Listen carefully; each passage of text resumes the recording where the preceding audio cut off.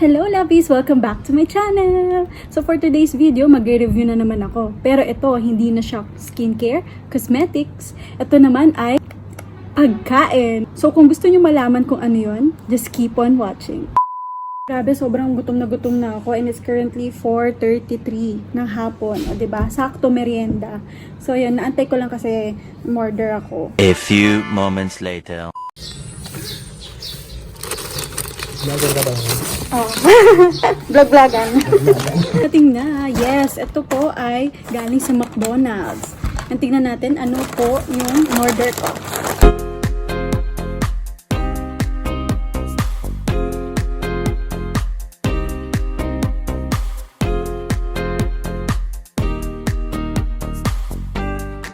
Actually, kinakabahan nga ako kasi first time ko mag-food review. Pero syempre, bibigay ko po yung honest review ko about dito sa mga burgers ng McDo. So, ito po yung mga in-order ko. Itong K-burgers nila na beef and chicken. Tapos, syempre, may kasama na kasi siya sa meal. So, in-order ko is the orange juice. Tapos, itong shake fries siya actually. Tapos, ang in-order ko na flavor is the honey butter. So, bago ako mag-start, disclaimer lang, hindi po ito sponsored. Binili ko po ito. Kasi gusto ko lang din itry. And na-curious kasi talaga ako sa mga kakilala ko na nakapag-try na rin. And ayun, yung mga comments sila about it. So, syempre gusto ko rin ma-witness kung ano ba talaga ang lasa ng mga ito. Bago tayo mag-start, gusto ko mag-shake fries muna.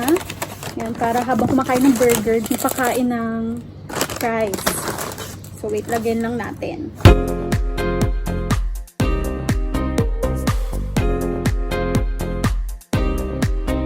Few minutes later. Mga ingredients na nilagay dito sa mga K-burgers nila. So, sa K-chicken burger, ayan, meron siyang chicken fillet, meron siyang cheddar cheese, tapos yung gochujang sauce. Di ko alam kung tama yung pronunciation ko, sorry.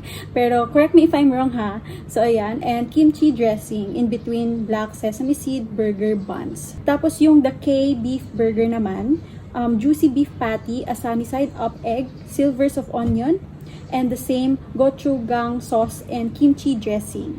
So, ayan. Buti na lang nasanay ko na rin sarili ko kumain ng kimchi dahil sa kaka-samgyup, diba? Na magustuhan ko din to. So, start tayo kay beef. So, ayan. Ito yung sa loob ng beef. Ayan, ito yung onion, lumabas na. Tapos, ayan yung parang ma-cheese. Well, wait. Di pa siya cheese. Ano siya? Kimchi. Ayan. Kimchi.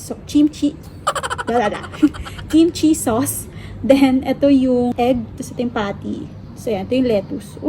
Konti ng lettuce, okay? Lumalabas na yung onion. So, try na natin siya, yan. Medyo messy lang siya, tingnan nyo yung sauce man sa kamay ko. So, try tayo dito banda, kung saan may kimchi. So, yan, start na ako.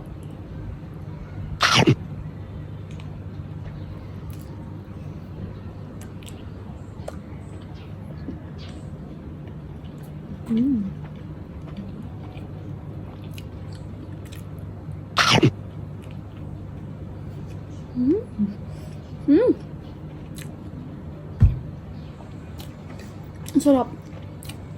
Lalo na yung lalo na yung na-feel ko yung kimchi sauce niya. Sarap. Tapos may pagkakonting anghang since nga kasi kimchi, di ba? Sarap. Gusto nga to guys. Bago ako pumunta dito sa beef, sa pork na chicken. Ang sarap. Tapos lalo na yung sa may bandang pag kinain mo itlog, parang it matches talaga yung buong pagkaano nila ingredients. Parang kuhang-kuha nila. Promise, sobrang sarap. Okay. So, baka maubos ko ng bonggang-bongga. Pero wait lang. Muna ako. Saka yung fries. Try natin. Actually, hindi ko alam kung nakatry na ako ng shake fries ng McDo na flavor is honey butter. Sarap din Not bad. Sarap. Ang matagal na ata yung flavor nila nito, diba? Pero hindi ko lang tinatry. Pero sarap pa in fairness. Grabe, sorry guys. Gutom na gutom talaga ako. Sinakto ko din talaga merienda. Pero sulit, diba?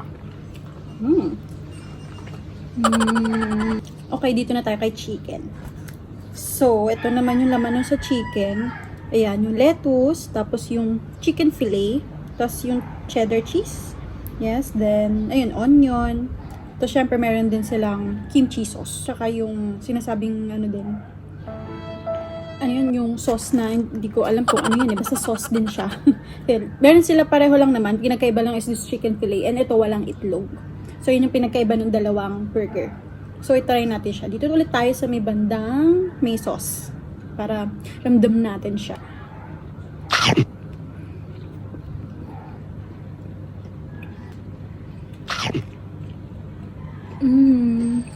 Sarap. Sarap. Sarap ng chicken fillet. Ang pagkakagat mo, rinig mo yung pagka-crunch niya. Tapos, yung sauce. Ang sarap. I love it. Ang sarap. Ba't mo nga ba ngayon ito natikman? Alam ko parang a week ago na ito, diba? Una, actually, to be honest, yung unang pagka-advertise ni McDo ng ganito nila, parang hindi masarap kasi parang sa itsura pa lang or ano. Pero sabi nga nila, don't judge muna, diba? So yun, tapos mayroon akong narinig ng mga sa friends ko na kung makakain na nito, tapos may mga feedbacks din sila. So ayun, pero parang bigla akong na-curious din talaga na sige, try ko na nga, diba? Tapos i-vlog ko rin para ma-share ko sa inyo yung experience ko dito sa K-Burgers nila. Sarap pala. Sobrang sulit na. Tapos, ano lang siya, per meal, 206 na siya. Meal na siya ha. Meron ng drink and fries. Panoorin niyo kumain. Check talaga kasi, yun. Pero medyo messy lang ha guys. So, ingat-ingat lang kayo. Mapunta na sa mga inyong damit, diba? Sa beef, yung napansin ko, ano lang, parang lettuce sila, ganyan lang. Ayan.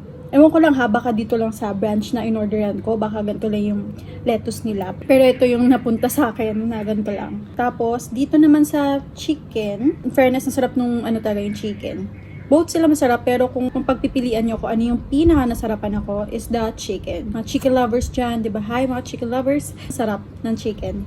Alam mo yung pag McDo chicken, sarap. Tapos napansin ko dito, ayan, yung lettuce niya, mas marami siyang lettuce actually itong chicken burger. Nagkaiba nila is wala lang itlog.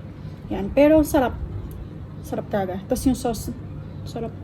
Grabe, mabubusog ka na talaga. Tapos ang mura lang, sobrang affordable, diba? Bago nilang sundae, no, yung strawberry banana sundae. Sayang nga, hindi available sa mga stores ng McDo yung sundae nila. Sayang, kasi gusto ko din sana matry. Kasi actually, di ako banana person na pag sa ice cream. Sobrang na-curious ako, gusto ko siya i-try, gusto ko siyang matikman, gano'n. Baka next time na, sana meron pa, kasi limited offer lang tong bagong ng mga McDo, diba?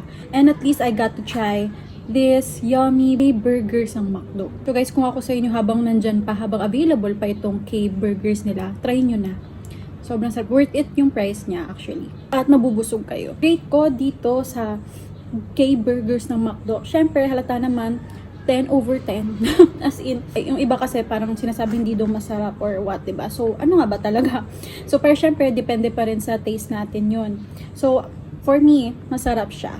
So, yun. Try nyo na guys. Bumili na kayo sa mga McDo na malalapit sa inyo. And kung meron kayong questions, baka meron kasi akong hindi nabanggit dito sa video ko na parang, kamusta yung ganito, ganyan, or what. Ayan, pwede nyo po i-comment below kung ano yung mga questions yun. And sasagutin ko po yun. Before I end this video, here are the top 5 comments portion. Pasok!